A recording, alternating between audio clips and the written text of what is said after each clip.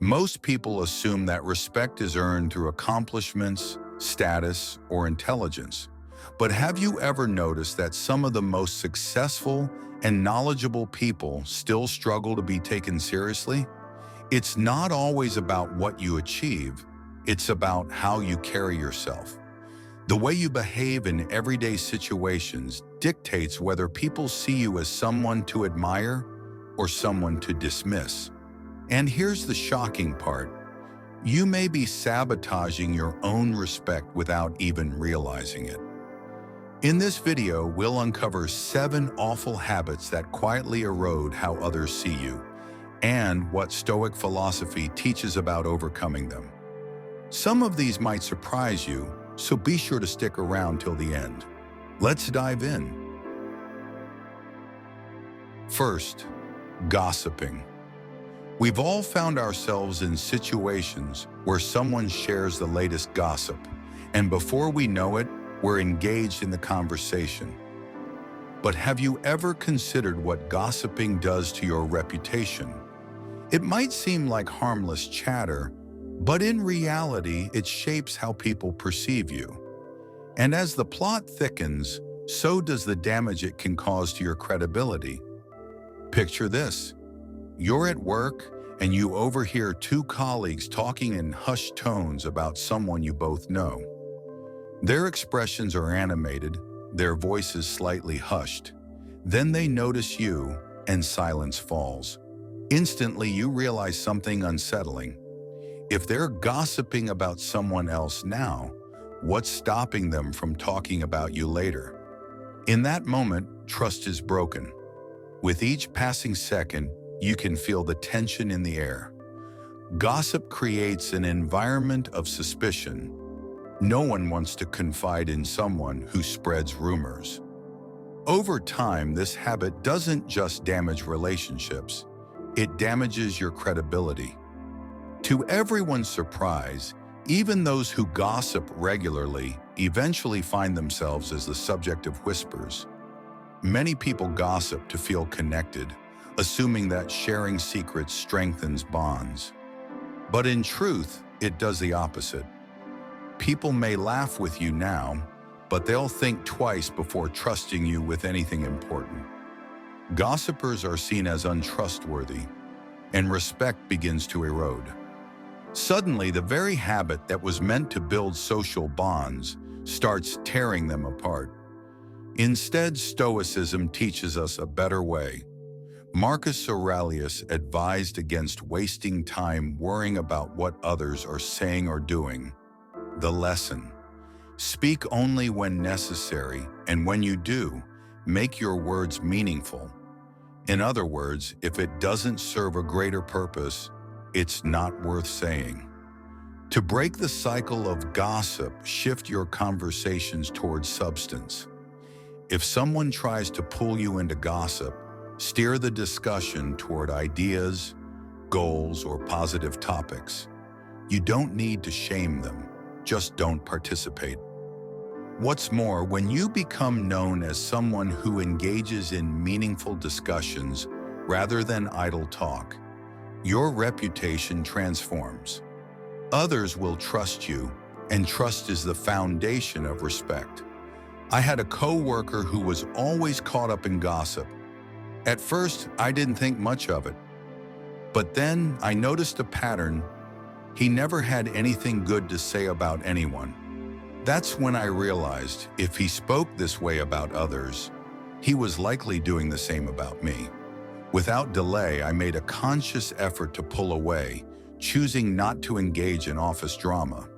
The result: I found that people trusted me more, confided in me more, and valued my input. Respect wasn't demanded, it was earned through discretion. Respect grows when people know they can trust you. The next time you're tempted to join a gossip session, pause. Ask yourself, is this conversation adding value? If not, it's best left unsaid. Not only that, but by choosing integrity over temporary social gain, you'll gain something much greater: lasting respect. 2. Over-explaining yourself. Many people believe that explaining their thoughts in detail makes them sound intelligent or persuasive. However, over-explaining can signal insecurity, a lack of confidence, or even desperation for approval. At first, it may seem like a way to ensure clarity, but in reality, it often has the opposite effect. It makes you appear unsure, overly defensive, or like you're seeking validation. So why does this happen, and what can we do about it? Imagine you're in a meeting and a colleague presents a straightforward idea. But instead of making their point and moving on, they keep adding unnecessary details, restating the same thought in different ways, and nervously justifying why their idea makes sense. At first, you try to follow along, but soon their words become a blur. Before long, the audience tunes out. Instead of commanding attention and respect, they appear uncertain and a little desperate. This is where the problem lies. Over-explaining often stems from the fear of not being understood or the need to convince others that we're right. But ironically, the more we justify ourselves, the less credible we sound. People start wondering, if they really knew what they were talking about, why do they need to defend it so much? Most people over-explain because they want to avoid misunderstanding or criticism. They believe that providing excessive detail makes them sound thorough and knowledgeable. However, in reality, it often does the opposite. It makes them look anxious and unsure of themselves. The more they ramble, the weaker their argument appears. So, what's the alternative? The Stoics believed in concise, purposeful speech. Marcus Aurelius advised, "Waste no more time arguing what a good man should be. Be one." Instead of justifying your choices endlessly, trust that a well-structured and confident statement is enough. Make your point, then let it stand. If someone needs more information, they'll ask. To stop over-explaining, practice restraint in conversation. Try this. When making a statement, say what you mean in 1 or 2 sentences, then stop talking. If someone asks for more details, provide them, but don't assume you need to explain everything up front. Confidence isn't in how much you say, it's in how firmly you say it. Additionally, learn to be comfortable with silence. Often people over-explain because they fear a pause in conversation, but silence can actually add weight to your words. I once had a mentor who rarely spoke in meetings, but when he did, everyone listened. His secret? He never over-explained. One day, I asked him how he stayed so concise. He smiled and said, "When you know what you're talking about, you don't need to prove it. Let people sit with your words." That advice changed the way I communicate, and it taught me that silence is often more powerful than excessive justification. Respect is built on clarity and confidence, not excessive words. The next time you catch yourself over-explaining, stop. Ask yourself, am I adding value, or am I just defending myself? Speak with certainty, trust in your words, and watch how people's respect for you grows. 3. Lack of basic hygiene. At first glance, this might seem like common sense. However, as surprising as it may be, many people still overlook the fundamentals of personal hygiene, and the consequences can be far more serious than they realize. The way we present ourselves speaks before we even open our mouths. And unfortunately, poor hygiene is one of the fastest ways to lose respect. Picture this. You're in an important meeting. The person sitting next to you is making great points, speaking with authority, and has the full attention of the room. But then, without warning, you notice a strong, unpleasant odor. Suddenly, it's all you can focus on. No matter how insightful their words are, your mind is preoccupied. And the truth is, you're not alone. Everyone else notices too. That's the problem. Hygiene isn't just about personal comfort. It's a silent but powerful signal of self-discipline and self-respect. Whether it's bad breath, body odor, or wrinkled clothing, these seemingly small details make a huge impact on how others perceive you. Before you even get a chance to prove your intelligence or character, people may have already formed an opinion based on something as simple as how well-groomed you appear. Many people shrug off hygiene thinking, "I'm not here to impress anyone, I'll just be myself."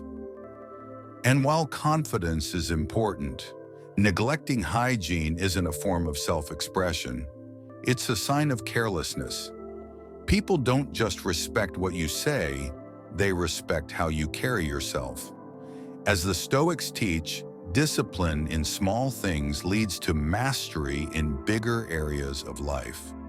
Seneca once said, "A well-ordered mind should be reflected in a well-ordered life." In other words, when you take care of the details, your hygiene, your appearance, your presence, you demonstrate control over yourself. And self-control is a key ingredient to earning the respect of others. The truth is, self-care isn't about vanity, it's about discipline. And discipline earns respect. Try this. Treat grooming as part of your personal code of conduct, just like exercising, eating well, or keeping your word. When you establish small, consistent habits, showering daily, dressing neatly, ensuring fresh breath, you send a message that you value yourself. And when you respect yourself, others follow suit. Shower regularly, wear clean clothes, and don't underestimate details like fresh breath or trimmed nails. These small habits send a powerful message. I value myself, and I respect those around me. And in turn, people will respect you more.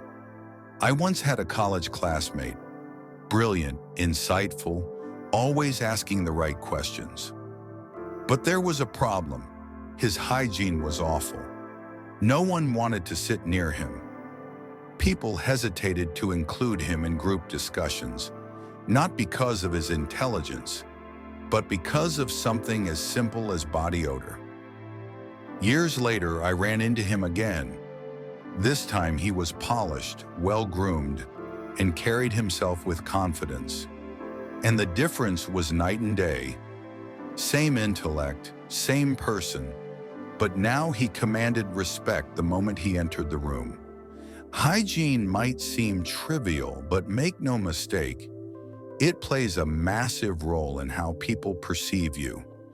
So ask yourself, do my daily habits reflect self-discipline and self-respect? If the answer is no, then now is the perfect time to make a change. Remember, respect isn't demanded, it's earned. And sometimes all it takes is a fresh start, literally. 4. Constant complaining. We all have bad days.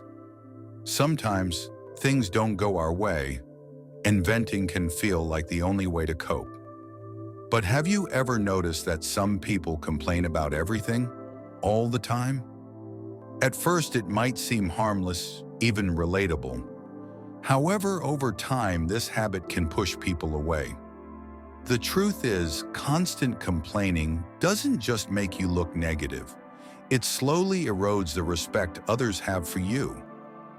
So why does this happen, and how can we fix it? Let's break it down. Imagine this.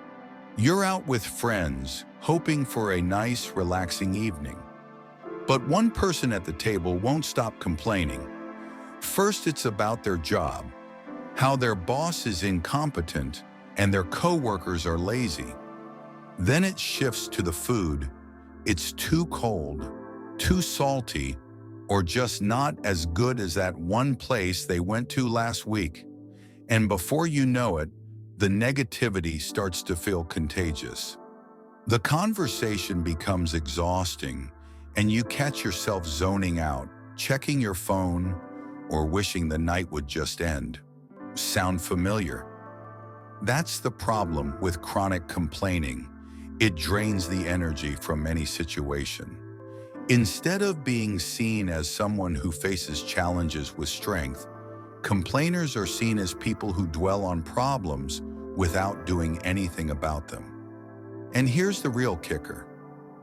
Over time, people stop listening. Worse yet, they start avoiding you altogether. Most complainers don't even realize they're doing it.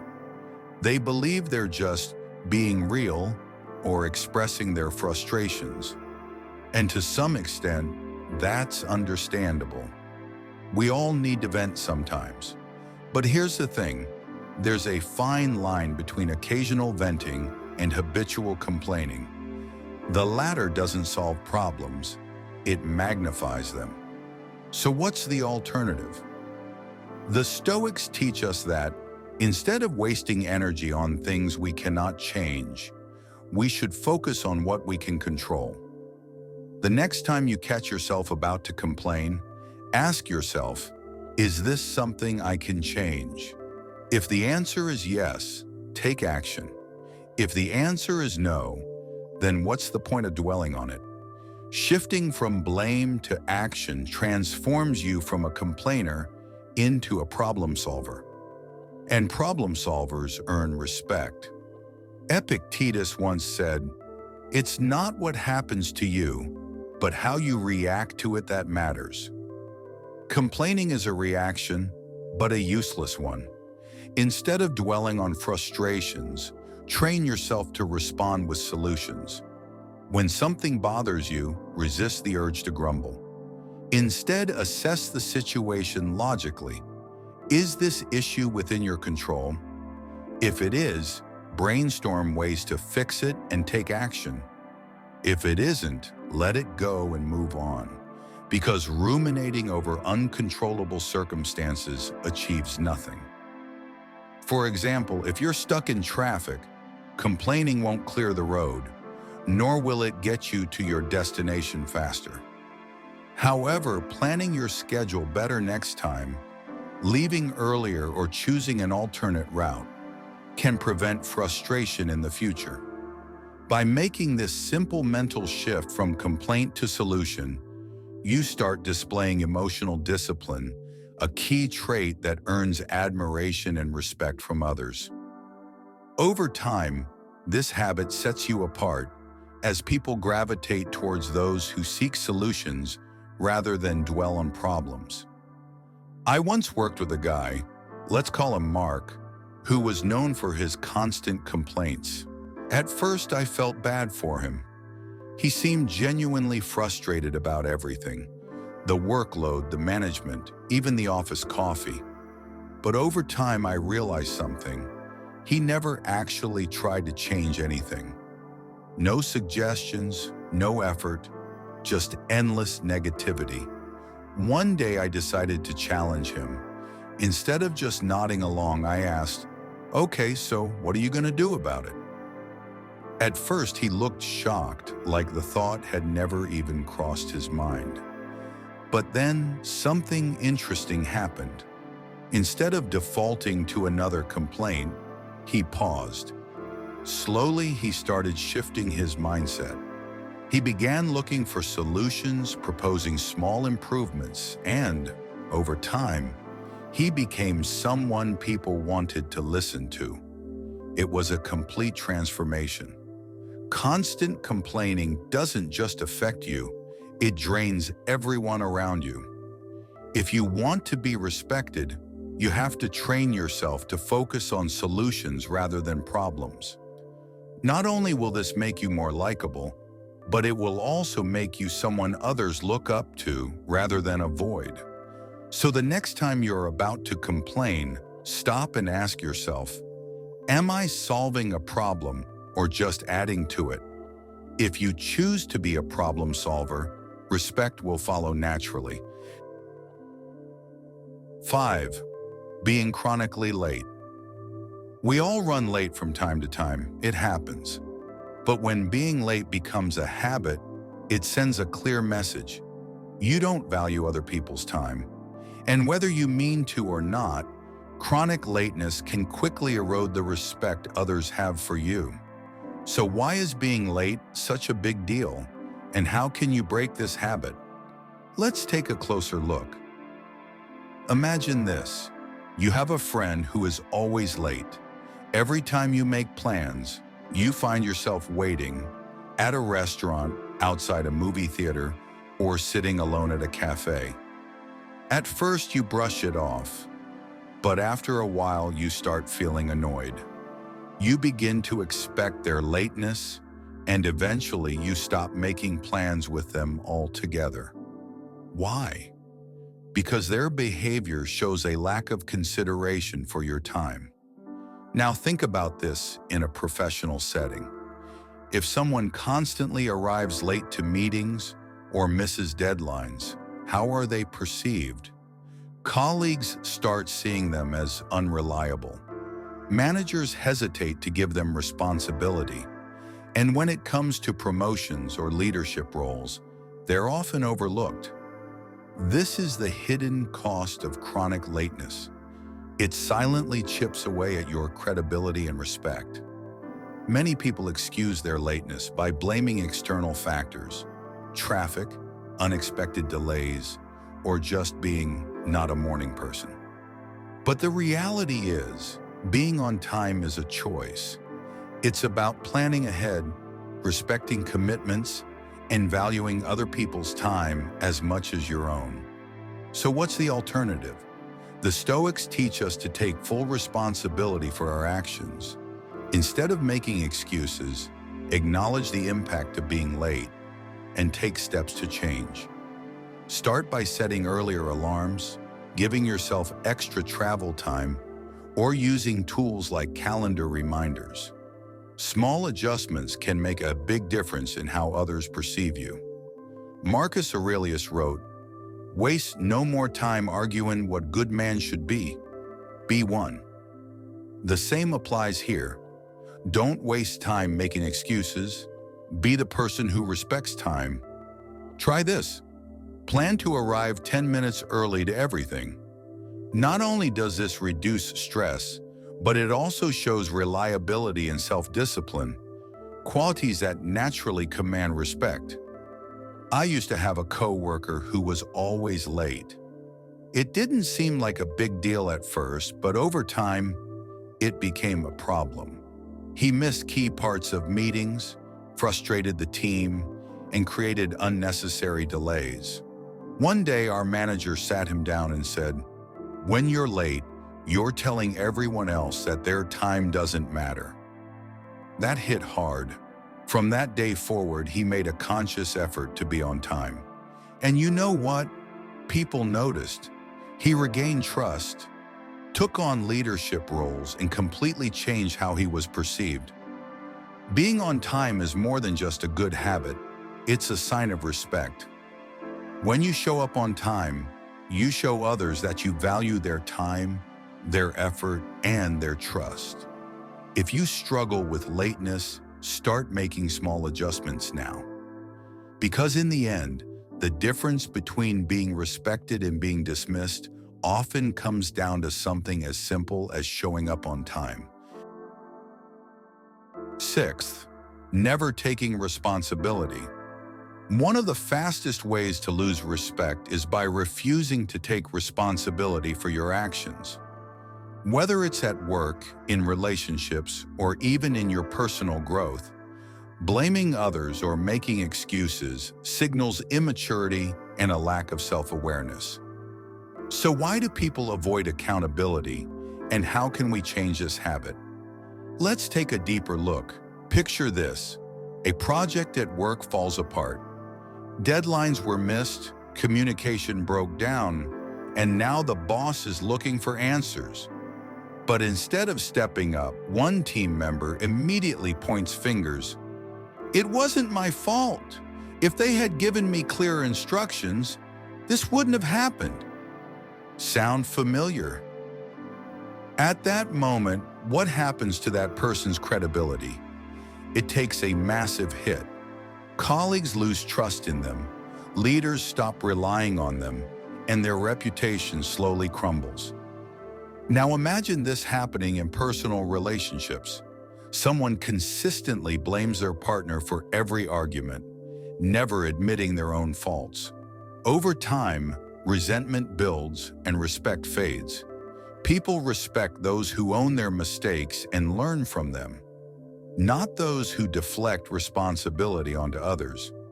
Most people avoid taking responsibility because it's uncomfortable. Admitting fault can feel like admitting weakness, but in reality, the opposite is true. Owning up to your actions is a sign of strength. People who make excuses often think they are protecting their image, but they're actually damaging it. So what's the alternative? The Stoics teach us that personal responsibility is the foundation of growth. Instead of looking outward for blame, turn inward. Ask yourself, what could I have done better? This mindset not only earns respect, but also makes you more effective in everything you do. Seneca said, "It is not because things are difficult that we do not dare, but because we do not dare that they are difficult." In other words, avoiding responsibility only makes things harder in the long run. Try this. When something goes wrong, instead of blaming others, pause and reflect.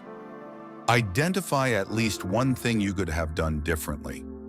Then take action to improve next time. This simple shift changes how people perceive you, from someone who deflects blame to someone who is accountable and capable. I once worked with someone who never took responsibility for his mistakes. If a report had errors, it was because the data was unclear. If a deadline was missed, it was because he wasn't given enough time. Eventually, leadership stopped giving him important tasks. Contrast that with another colleague who, when he made a mistake, immediately said, "That's on me. I'll fix it and make sure it doesn't happen again." Guess who was promoted? The one who took ownership. Respect isn't given to those who make excuses. It's given to those who step up. Taking responsibility isn't about admitting defeat. It's about showing growth and maturity. The next time something goes wrong, don't ask, "Who can I blame?" Instead ask, "What can I learn?" If you consistently own your actions, people will respect you more. And more importantly, you'll respect yourself. 7. Playing the victim. We all face challenges in life, difficult circumstances, unfair treatment, and obstacles that seem insurmountable. However, there is a stark difference between acknowledging hardships and constantly seeing yourself as a victim. The more you embrace a victim mentality, the more powerless you become. And over time, people start to lose respect for you. So why does this happen? And how can you shift your mindset to regain control? Let's explore. Imagine this. You have a friend who always blames external factors for their misfortunes. And if they miss a deadline, it's because their boss is too demanding. If they don't get a promotion, it's because the system is rigged. If a relationship falls apart, it's because their partner was toxic. No matter what happens, they never take ownership of their role in the situation.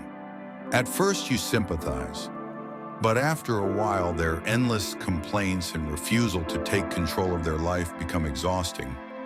Eventually, you start distancing yourself, as do others. This is the problem with playing the victim. It keeps you stuck in a cycle of negativity and robs you of the respect and opportunities that come with personal responsibility. People admire those who rise above their struggles, not those who dwell in them. Many people adopt a victim mindset without realizing it. They feel powerless and believe life is happening to them rather than because of them. While it's true that we can't control everything, the reality is that we have far more power than we often acknowledge. The Stoics teach us that while we can't always control circumstances, we can always control our response. Instead of focusing on what's unfair, shift your perspective and ask, what can I do to improve this situation? When you take responsibility for your actions, even in difficult situations, you earn the respect of others and, more importantly, respect for yourself. Epictetus famously said, "It's not what happens to you, but how you react to it that matters." In other words, life will throw obstacles your way, but it's your response that defines you. Try this. The next time you find yourself blaming others or circumstances, pause. Ask yourself, what part of this can I control? Focus your energy there. This shift in mindset transforms you from a passive observer of life into an active participant, someone who takes charge instead of waiting for change to happen. I once knew someone who constantly played the victim. Every setback was someone else's fault. His upbringing, his bad luck, his terrible boss. He had talent and potential, but his mindset held him back. Then something changed. After hitting rock bottom, he finally realized that no one was coming to save him. He started taking ownership of his choices, worked on self-improvement, and stopped blaming external factors. Over time, he rebuilt his life, and the respect he lost started coming back. It was proof that the moment you stop playing the victim, you start reclaiming your power. Life isn't always fair, but respect is given to those who take responsibility for their journey. The next time you catch yourself thinking, "This isn't my fault," stop and ask, "What can I do about it?" The sooner you embrace accountability, the sooner you'll gain respect, not just from others, but from yourself. 8. Being passive-aggressive. At first glance, passive-aggressiveness might seem like a harmless way to express frustration without outright confrontation. However, in reality, it's one of the quickest ways to erode trust and respect. Instead of addressing issues directly, passive-aggressive behavior creates tension, confusion, and resentment. So why do people resort to it, and how can we break this habit? Let's dive in. Imagine this. You ask a coworker for help on a project. They say, "Sure, no problem," but their tone is sharp and their body language is stiff. Later, they deliver their part of the work late or with minimal effort. When you check in, they reply, "Oh, I thought you wanted it whenever." No rush, right? Their words say one thing, but their actions tell a different story. And just like that, frustration builds. This is the core issue with passive aggressiveness. It doesn't resolve problems, it creates new ones. Instead of expressing their true thoughts, passive-aggressive people send mixed signals, leaving others confused and irritated. Over time, this habit can damage relationships, undermine teamwork, and make people lose respect for you. Most people fall into passive-aggressive behavior because they fear confrontation. Instead of voicing their concerns, they mask them with sarcasm, backhanded compliments, or deliberate procrastination. The problem: this approach rarely gets results. It just breeds resentment. So what's the alternative? The Stoics teach us to face issues head-on with honesty and clarity. Instead of bottling up frustrations, practice direct and respectful communication. If something is bothering you, address it calmly and constructively. People respect those who speak their minds with confidence, not those who play mind games. Marcus Aurelius wrote, "If it is not right, do not do it. If it is not true, do not say it." Passive-aggressive behavior often stems from avoiding direct confrontation. But avoiding problems doesn't make them disappear, it makes them worse. Instead, try this. When you feel the urge to be passive-aggressive, pause. Ask yourself, what am I really upset about? Then express it directly but respectfully. For example, instead of saying, "Wow, it must be nice to take long lunches," say, "Hey, I noticed you've been taking extended lunches. Can we talk about how that affects the team?"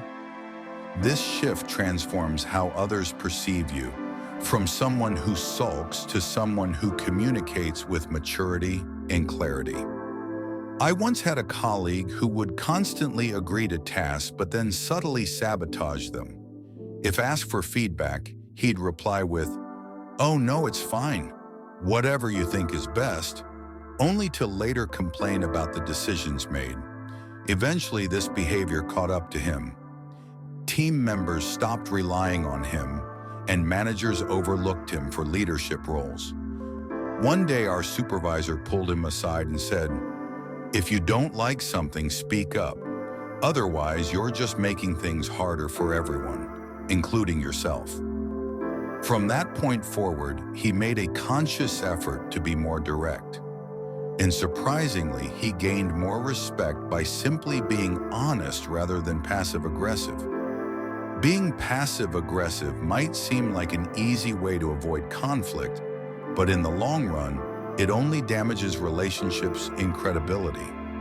If you want to be respected, practice clear and honest communication. The next time you catch yourself holding back or making sarcastic remarks, ask yourself, am I helping the situation or making it worse? Choosing directness over passive aggression will earn you more trust, respect, and influence in the long run.